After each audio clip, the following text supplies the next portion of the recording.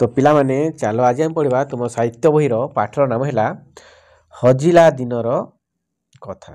ठीक अच्छे पिलामाने चलो पाठटी आरंभ करवा डेरी नक देख पाठ को लिखिं रमेश चंद्र भंज। ये पाठ किए लिखिं लेखक किए लेखक होती रमेश चंद्र भंज। ठीक अच्छे देख ताहले पाठटी आरंभ करवा चलो। सकाल बुला देह को बड़ हित पिला माने सकाल सकाल जो बुलवा दौड़ा ताहले आम देह पाई बहुत हितकर बेस फुर्ती लगे सतेज लगे। से दिन मधुबाबू सबुदिनिया सकाल बुला सारी कोठी को फेरी आसुथांती।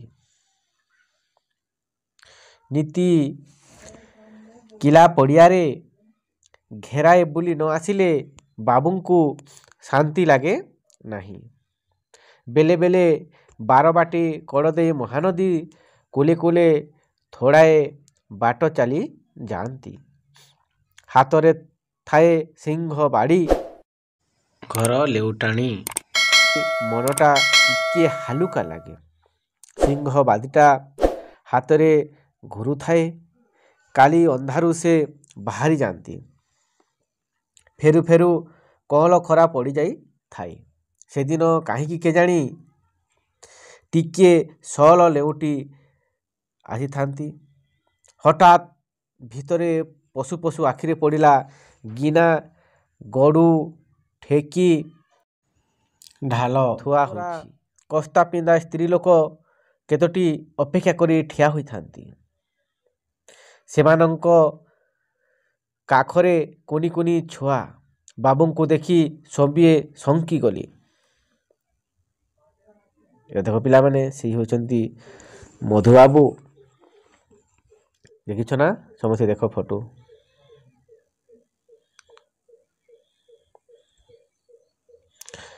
स्त्री लोकंक चेहरा जेमिति छुआंक चेहरा ताकू बोली। समस्तंक मुंड नुखुरा हाड़ुआ ठाकरा नुहे ओठ सुखिला आखि निस्तेज। छुआगुड़िक देह फुंगुला पतला और दुर्बल चेहरा। बाबू काबा हेले एमाने आजी कुआड़े एठारे काहीकि समस्तंक उपरे थरे आखि बुलाई बाबू पचारिले कुआड़े सब आसीछ। क्षीर पाई ये पिलांक सकाशे किए क्षीर देव सुदाम भल क्षीर टिके दौछि तो। सुदामर घर बिरानासी से बाबूंक गाई मानकर हेफाजत करी। गुहाल गोबर चुनी चोकड़ नड़ा कुटा घास कोलथ सबू तदारक करे। खाई पी बाबूंक घरे थाए बेले बेले अन्य बोल हाक करे। बाबू तलाश करी बुझिले एमाने आजी केवल आसी नाहंती गला केते दिन धरी आसुछंती पुणी पैसा दे क्षीर नेउछंती। किए पाए तो किए अध पाए सबू पैसा देउछंती सुदाम को। बाबूंकर मथा को राग चढ़ीगला मने मने से निया होई गले सुदाम उपरे। तांक अजाणतरे सुदाम क्षीर बिकी पैसा रखुछि। आज सुदाम घरू विदा हेब हेले सुदाम तो सेपरी लोक नुहे एते दिन धरी रहिलाणी बाबूंकर लोक चिन्हबारे तेबे कौन एते भूर रहीगला। सुदाम को पाहाकू डाकी बाबू पचारिले सुदाम सीधा सीधा मानिगला। से काहींकी लुचाइब कोठी खर्च बाद क्षीर ढेर बलका हेउछि। से क्षीर आउ कौन हेब तेणु से बिकी देउछि।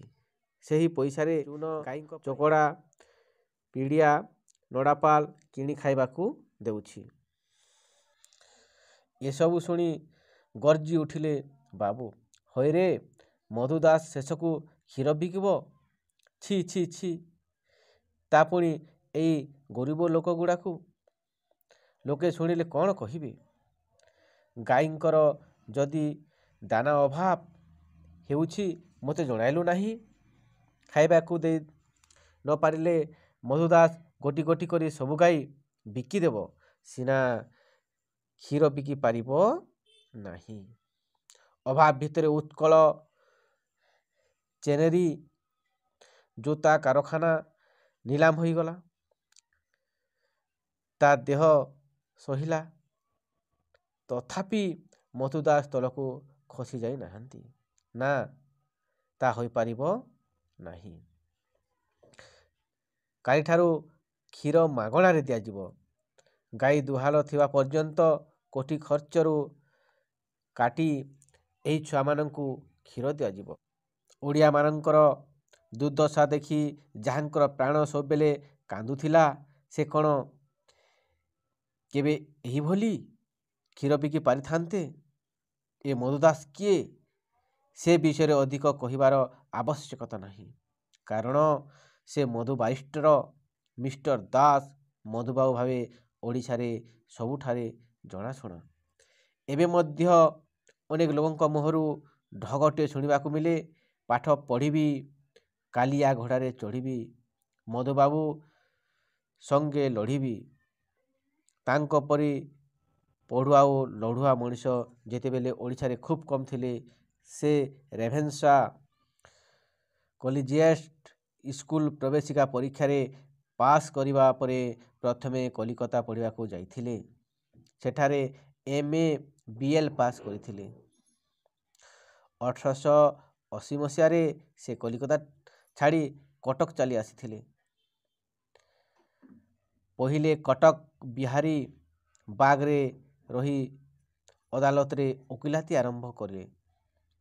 ପରେ ମିଶନ ରୋଡ଼ରେ ନିଜ ଘର ତୋଳି ଜୀବନର ଶେଷ ପର୍ଯ୍ୟନ୍ତ ସେହିଠାରେ ରହିଥିଲେ। ଏବେ ତାଙ୍କରି ଘରେ ଶୌଲବାଲା ମହିଳା କଲେଜ ଠିଆ ହୋଇଛି। ସେହି ହତା ଭିତରେ ମଧୁଶ୍ରୁତି ନାମକ ଏକ କୋଠରୀ ଅଛି। ମଧୁବାବୁଙ୍କ ହାତବାଡ଼ି, ପଗଡ଼ି, ଚଷମା, ଜୋତା, ଦୋସଦା, ଶାଲ ଇତ୍ୟାଦି ସବୁ ଜିନିଷ ସେଠିରେ ସାଇତି ହୋଇ ରହିଛି। 1905 ମସିହାରେ ମଧୁବାବୁ କଟକରେ ଉତ୍କଳ ଚ୍ୟାନେଲି ନାମକ ଗୋଟିଏ ବିରାଟ ଜୋତା କାରଖାନା ବସାଇଥିଲେ। ସେହି କାରଖାନାରେ ଗୋରୁ, ମହିଷି, ମେଣ୍ଢା, ଗୋଧି, କୁମ୍ଭୀର ଚମଡ଼ାରୁ ଓଡ଼ିଆ କାରିଗରମାନେ ସୁନ୍ଦର ଓ ମଜବୁତ ଜୋତା ତିଆରି କରୁଥିଲେ। ଏ ଜୋତା ବହୁତ ପରିମାଣରେ ବିଦେଶକୁ ଚାଲାଣ ହେଉଥିଲା। ଦେଶ ବିଦେଶରେ ଜୋତା ପାଇଁ ଓଡ଼ିଶାର ଟେକ୍ ଥିଲା କାମରେ। ଦେଖ ପିଲାମାନେ, ଏଇଟା ସେହି ମଧୁବାବୁ ମଧୁସୂଦନ ଦାସ। ତାଙ୍କ ହାତରେ ଦେଖ ସେହି ସିଂହର କ'ଣ ଅଛି? ହାତବାଡ଼ି ଅଛି। ସେ ଗୋଟିଏ ପଗଡ଼ି ମାରିଛନ୍ତି। ଠିକ୍ ଅଛି ପିଲାମାନେ, ଚାଲ ତାହେଲେ ଆଗକୁ ପଢ଼ିବା। ଏଇଟା ଦେଖିଲେ ମଧୁବାବୁ ବିଡ଼ା ବିଡ଼ା ଜୋତା ପୋଡ଼ି ଦେଉଥିଲେ। ସେଥିପାଇଁ ମଧୁବାବୁଙ୍କୁ ଟଙ୍କା ପଇସାର ଘୋର ଅଭାବ ସହିବାକୁ ପଡ଼ୁଥିଲା। ଶେଷରେ କରଜ ଶୁଝି ନ ପାରିବାରୁ କାରଖାନାଟି ନିଲାମ ହୋଇଗଲା। ମଧୁବାବୁଙ୍କର ଶେଷ ଜୀବନରେ ସବୁବେଳେ ଦାରୁଣ ଅଭାବ ଘଟି ରହୁଥିଲା। ହେଲେ ସେ ଅଭାବ ତାଙ୍କୁ ତିଳେ ହେଲେ ବିଚଳିତ କରି ପାରୁନଥିଲା। ଯେଉଁ ଖାଦ୍ୟ ସାଧାରଣ ଓଡ଼ିଆ ଖାଏ, ସେହି ଖାଦ୍ୟ ମଧୁବାବୁ ନିତିଦିନ ଖାଉଥିଲେ। ତା ଥିଲା ପୋଷେ ଢିଙ୍କି କୁଟା ଉଷୁନା ଚାଉଳର ଭାତ, 2-4 ଖଣ୍ଡ ଅମୃତଭଣ୍ଡା ସିଝା, ଅଳ୍ପ କିଛି କ୍ଷୀର, ମଦରଙ୍ଗା କିମ୍ବା ହିଡ଼ିମିଚା ଶାଗ, 4-5 ମୁଠା ଖଇ ତାଙ୍କର ସବୁଠାରୁ ଅତି ପ୍ରିୟ ଜଳଖିଆ ଥିଲା। ଯେ ମର୍ମେ ମର୍ମେ ଓଡ଼ିଆଙ୍କର ଦୁଃଖ ଦୁର୍ଦ୍ଦଶାକୁ ଅନୁଭବ କରିଥିଲେ, ସେ କିପରି କ୍ଷୀର ବିକିଥାନ୍ତେ ଦୁଃଖୀ ଦରିଦ୍ରମାନଙ୍କୁ।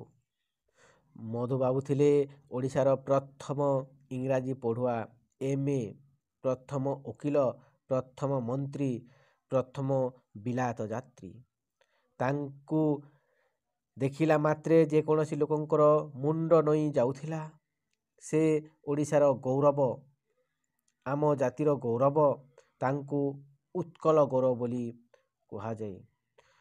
1848 ମସିହା ଏପ୍ରିଲ ମାସ 28 ତାରିଖ ଦିନ କଟକ ଜିଲ୍ଲା ସତ୍ୟଭାମାପୁର ଗ୍ରାମରେ ତାଙ୍କର ଜନ୍ମ ହୋଇଥିଲା ଏବଂ 1934 ମସିହା ଫେବୃଆରୀ 4 ତାରିଖ ଦିନ କଟକରେ ତାଙ୍କର ମୃତ୍ୟୁ ହୋଇଥିଲା।